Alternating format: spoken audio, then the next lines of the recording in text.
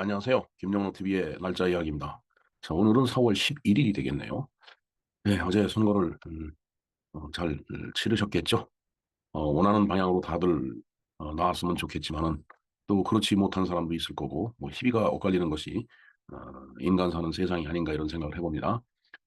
자, 일단은 선거이긴 선거고, 오늘이 이제 무슨 날인가 하고 보니까 도시농업의 날이더라고요. 도시농업이다라고 하면은 우리가 뭐 흔히들 텃밭을 가꾼다 뭐 이제 이런 그 얘기들을 많이 하는데 뭐 그것도 일종의 도시농업이라고 볼 수 있겠죠. 물론 뭐 이제 농업하면은 그냥 허허벌판에다가 이제 에, 논을 갈고 밭을 갈아갖고 거기다 곡물을 심어서 거기서 그 생산되는 어떤 그 여러 가지 소출물들 이제 그런 것들을 갖고 삶을 영위해 나가는 게 바로 이제 농업이죠. 그것이 이제 그것은 어떻게 보면 이제 그냥 전문적인 농업의 그 분야일 거고 도시농업 하면은 이제 뭐 그런 개념보다는 되게 작은 공간을 그 활용한다든가 아니면 또 과학적인 기법을 동원한다든가 아무튼 그런 개념으로서 접근하는 것이 도시농업에는 그 맞을 것 같다는 생각을 해봅니다. 자, 그럼 도시농업이 무엇인지, 도시농업의 날은 무엇인지 우리 한번 공부를 해 보도록 하겠습니다. 네, 도시농업의 날, 음, 도시농업의 날이라고 하는 것은 이제 자연 친화적인 도시 환경과 도농 교류를 위해서 이제 제정된 날로 매년 4월 11일 바로 이제 오늘이 되겠습니다. 도시농업 홍보 활성화를 위한 제도의 하나로 2015년에 도시농업 단체들이 4월 11일을 도시농업의 날로 이제 기념한데 이제 이게 이제 시작이라고 이제 봐야 되겠죠. 그에 이어서 2017년에 도시농업 육성 및 지원에 관한 법률이 제정이 되면서 개정이 됐네요. 개정이 되면서 농림축산식품부 주관으로 법정 기념일이 되었다라고 합니다. 이날 기념식에는 이제 유공자 포상을 하고, 그다음에 세미나도 열고, 그다음에 씨앗과 모종 나누기 사업도 하고, 그다음에 이제 텃밭 가꾸기 등 다양한 행사가 이제 펼쳐진다라는 그런 얘기가 되겠습니다. 자, 도시농업, 얼반 어그리컬처, 파밍, 가드닝, 뭐 여러 가지 그 이제 영어로 보면은 그 용어들이 있는데 어, 자, 도시농업을 다시 한번 그 좀 구체적으로 정의를 해 보도록 하죠. 11번 보겠습니다. 도시농업은 도시 제한된 공간을 활용해서 소규모로 농작물을 재배하고 식량을 생산하는 농업 활동으로 농업이 갖는 토양 및 생물 다양성 보전, 그다음 기후 조절, 대기 정화, 공동체 문화 및 정서 함양, 여가 지원, 교육 복지 등 다원적 가치를 도시에서 구현하며 지속 가능한 도시 개발을 이제 지원한다. 그렇게 해서 식량 자급률 및 안정성을 향상시키는 농업으로서 어떤 그 기능 그걸 수행하는 것이 바로 이제 도시농업이다라는 그런 얘기가 되겠습니다. 네, 모든 개념 설명을 보면 뭐 거창하지 않은 게 없습니다, 사실. 근데 이제 우리가 텃밭 얘기를 그 하듯이 아주 그렇게 따지면은 아주 착한 그 하나의 작업인데 이제 그런 것들도 이제 도시농업에 포함되기 때문에 뭐 거창한 진짜 광활한 대지 위에 뭐 곡물을 심고 하는 그런 거와는 이제 차원이 다르게 소규모로 작게 할 수 있는 그런 부분이다라고 생각을 하면 되겠습니다. 자, 홈 가드닝과 홈 파밍도 도시농업에 속한다. 글쎄요, 홈 가드닝, 홈 파밍 뭐 같은 개념이라고 봤을 때 가정 내에서 뭐 베란다에 뭐 조금뭐를 가꾸고 하는 거, 뭐 파 같은 것도 이렇게 거기서 가꾸고 그러죠. 예. 뭐 그런 것들도 이제 도시농업에 속한다라고 이제 보고 있네요. 이제 세계적으로 보면은 이제 도시농업의 형태가 뭐 각 나라마다 다 저런 그 형태가 있겠죠. 일본의 체제형 시민농은, 영국의 얼라이먼트, 뭐 독일도 그렇고 클라인 가든, 클라인이 작다라는 뜻입니다. 독일어로 가르텐, 좀 가든이죠. 예. 조금 전에 말씀드린 홈 가드닝 뭐 이런 개념이라고 보면 되겠네요.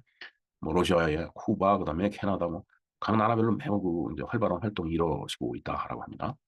자, 우리나라 보면은 2004년부터 전국 귀농운동본부에서 도시농업위원회가 있네요. 도시농업위원회의 도시농부 학교와 상자 텃밭 보급 행사로 이제 시작을 하게 됐다라는 얘기입니다.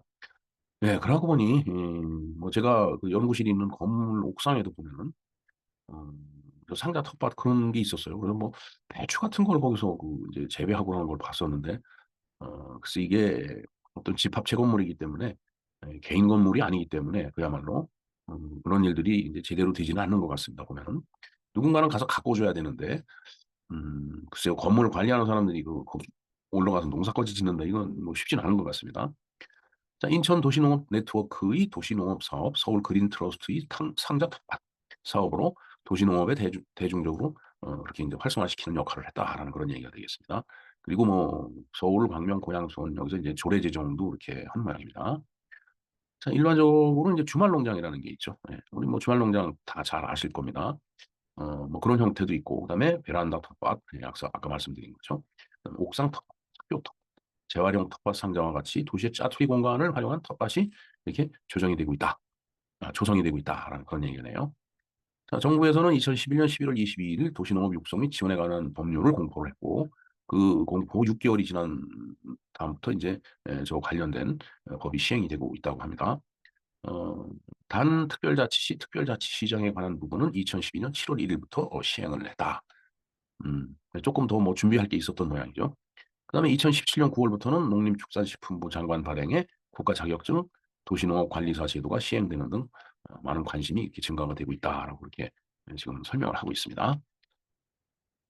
예, 앞으로 전망을 한번 볼까요? 도시농업은 도시의 생태계 순환 구조의 회복과 지역 공동체 형성, 그다음에 로컬 푸드, 개인의 식생활 건강뿐만 아니라 농업에 대한 도시민들의 인식을 전환시키는 등 많은 장점을 가지고 있어 앞으로도 지속적이고 활발한 활동이 이루어질 거다.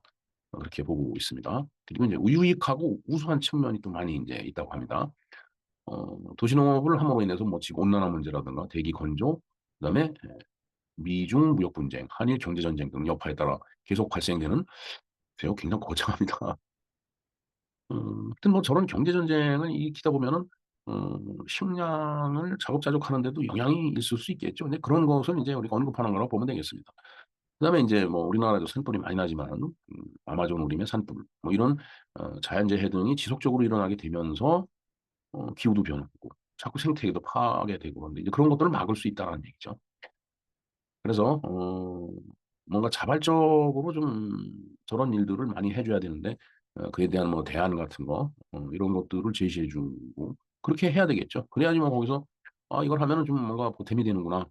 어, 정부나 지자체에서 이런 그 지원과 협조를 또 해주는구나 할 때 이제 많은 관심을 갖고 그런 일을 동참을 하게 될 것이라고 봅니다.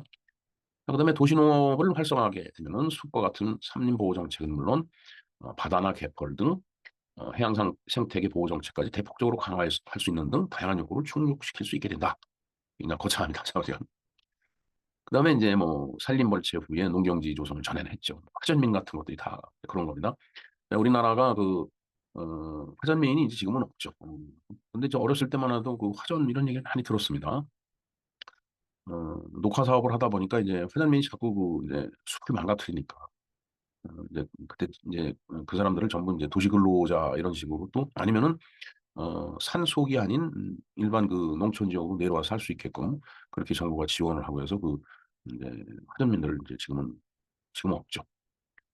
그다음에 이제 건물의 최상층, 중간 피난층, 주상복합 아파트 같은 주거 및 상업시설 복합 건축물의 상업적 부분 옥상 등지에 농지를 가꾸어서 그러니까 조그만 그 틈만 있으면 그걸 농지화한다는 얘기죠. 건물에 상주하고 있는 분들과 주거시설 거주민들이 1년 동안 안정적으로 식량 자원을 확보할 수 있게 되는 좋은 이점이다. 글쎄요. 저 정도 되는지 모르겠습니다.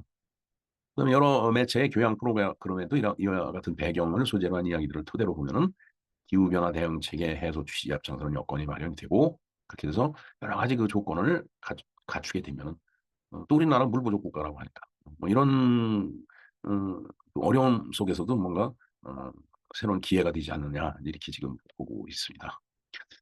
예, 뭐 도시농업 그냥 이제 거창해 보이긴 하지만 그래도 우리가 쉽게 접할 수 있는 건 뭐, 작은 그 아파트 같은 데도 보면 작은 텃밭이 있죠. 틈이 이제 있는데 그런 데서 뭐 상추를 뭐 심고 그다음에 파를 심고 뭐 이제 그런 것들이 뭐 일종의 도시농업이라고 어, 보면 될 것 같고 그다음에 상자에 흙을 담아서 진짜 뭐 옥상 같은 데 올려놓고서 뭔가를 가꾸는 이제 그런 것들이 바로 이제 도시농업다라고 보면 될 것 같습니다.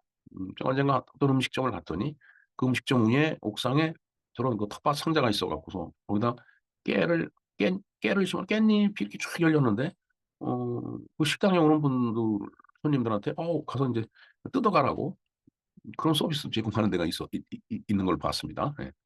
자, 어찌됐든 그러한 내용들이 이제 도시농업이다.